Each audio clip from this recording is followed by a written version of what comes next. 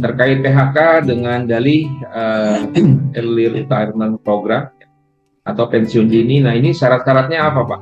Ya, jangan sampai ini menjadi dalih ya untuk hanya sekedar untuk melakukan PHK dalam artian tertentu ya.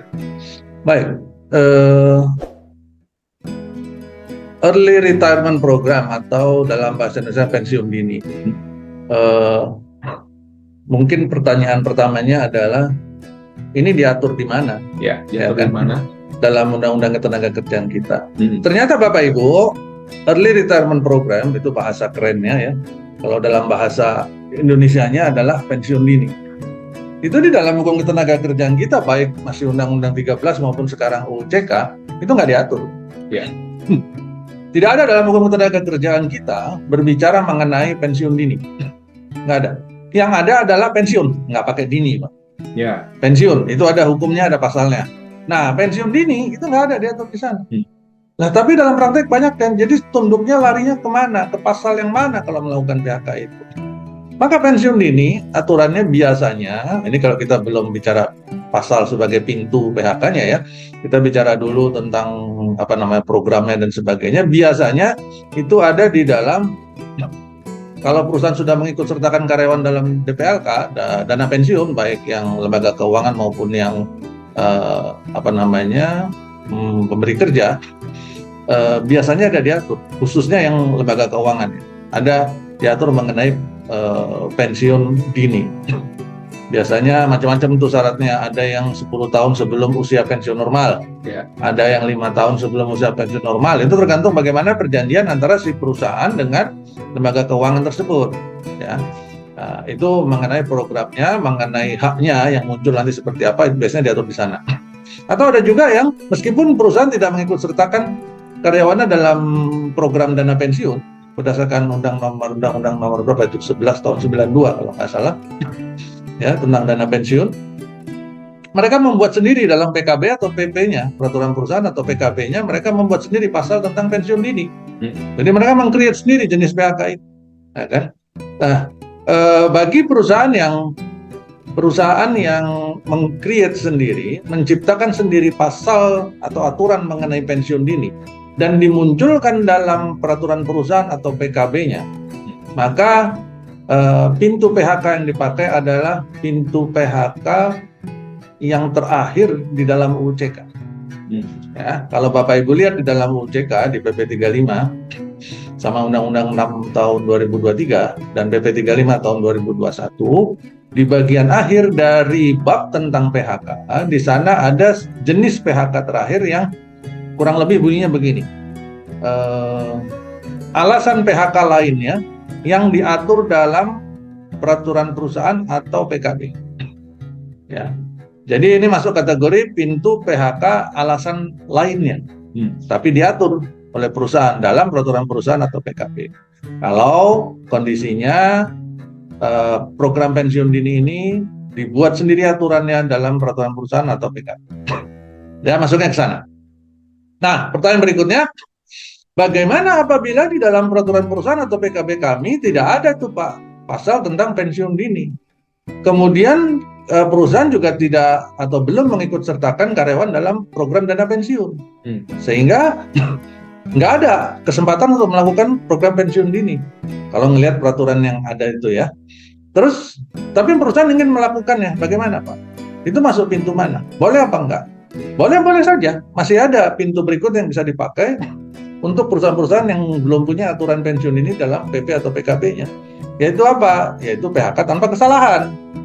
Karena statusnya ini adalah PHK tanpa kesalahan. Boleh nggak saya masukkan ke dalam jenis PHK alasan lain yang tadi disebutkan di awal? Nggak boleh. Kenapa?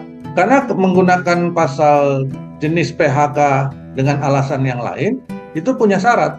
Menurut undang-undang, syaratnya harus dimunculkan dalam peraturan perusahaan dan PKB. Nah, ini kan kasusnya sekarang tidak ada dalam peraturan perusahaan atau PKB, sehingga dia tidak bisa masuk kategori pasal yang jenis PHK lainnya. Akhirnya masuk kemana? Masuk dalam PHK tanpa kesalahan. PHK tanpa kesalahan, atau sering juga disebut PHK dengan kesepakatan. PHK dengan PB, itu sebenarnya PHK tanpa kesalahan. Nah, PHK tanpa kesalahan ini dasar hukumnya apa, Den? Kan gitu. PHK tanpa kesalahan itu dasar hukumnya adalah kalau nggak pasal 27, pasal 28 di Kepmen 150 tahun 2000, ya. Itu nanti coba dicek, ya. Dasar hukumnya di sana. Cuman memang kalau menggunakan jenis PHK yang ini ada minimum, ada standar minimum pesangonnya, yaitu pesangonnya 2 kali. Pesangonnya harus 2 kali, bukan 2 bulan upah ya Bapak Ibu, tapi 2 kali, 2 kali ketentuan.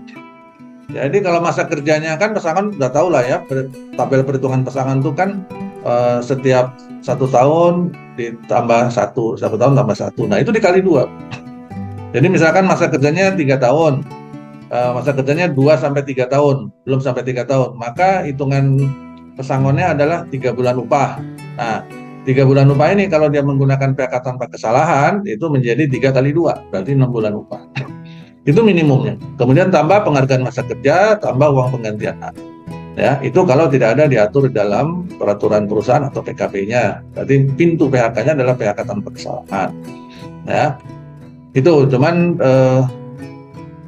biasanya kalau pensiun dini atau early retirement program ini, karena sudah ada istilah programnya, ini biasanya sebuah program yang memang dikelola secara khusus oleh perusahaan, oleh manajemen, dan biasanya yang akan terlibat di dalam program ini, maksud saya yang akan ikut serta dalam program ini, biasanya cukup banyak Pak Habib. Cukup banyak, karena biasanya program ini dilakukan bagi perusahaan yang sedang melakukan efisiensi atau restrukturisasi, ya. Misalkan pada industri-industri yang sekarang masuk dalam otomatisasi atau udah computerized, sudah menggunakan AI, sehingga banyak ada sebagian dari fungsi pekerjaan yang sudah bisa dikerjakan oleh mesin atau oleh AI, sehingga tidak lagi membutuhkan pelaksanaan tugas yang dilakukan oleh manusia, sehingga jumlah tenaga kerja bisa dikurangi, ya. Nah itu biasanya perusahaan kalau jumlahnya agak banyak, mereka membuat program khusus seperti ini, dan program seperti ini biasanya dikemas sedemikian rupa sehingga menyenangkan. Biasa disebut di lapangan golden shake hand, jadi jabat tangan emas, sehingga tenang, orang yang keluar juga nggak sedih gitu loh.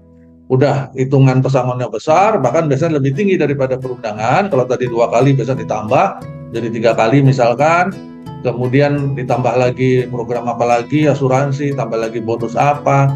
Kadang juga kalau yang usianya masih usia kerja, seperti yang dulu pernah DHM lakukan untuk kliennya di luar Jawa, itu dengan tambahan kegiatan outplacement.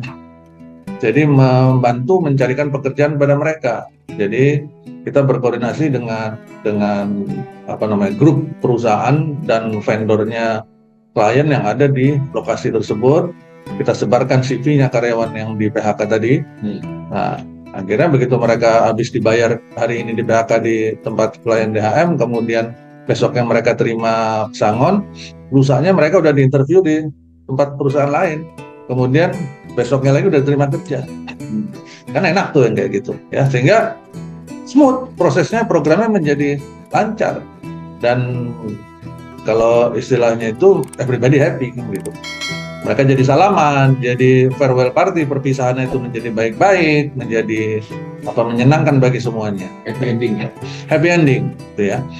Itu biasanya program, karena ada istilah program tadi, maka itu dikemas khusus oleh manajemen. Gitu Pak Abi.